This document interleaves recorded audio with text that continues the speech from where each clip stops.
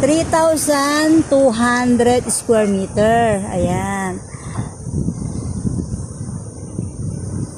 Nandito po tayo sa Indang, Cavite. Ito pong area na to, oh. Ang area po niya ay 3,200 square meter. So, ayan po. Pail po ang kanya sukat na lupa.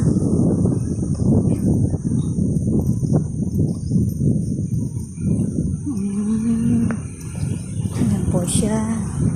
So, sa lahat po na naghahanap ng farmland or housing or business area, dito po sa Indang.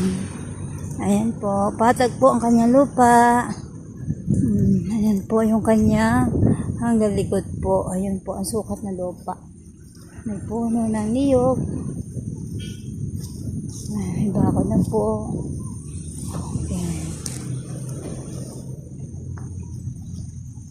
So, sa lahat po na naghahanap ng lupa na pwedeng tayuan ng kanyang bahay, dito po sa Indang, Cavite. Ayan po ang kabuuan ng kanyang lupa. Ayan po yung highway. Papuntang Alfonso to Indang Bayan.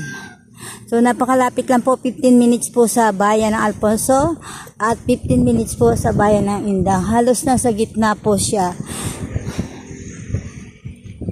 Ang ligero niyan yung kahoy na yun.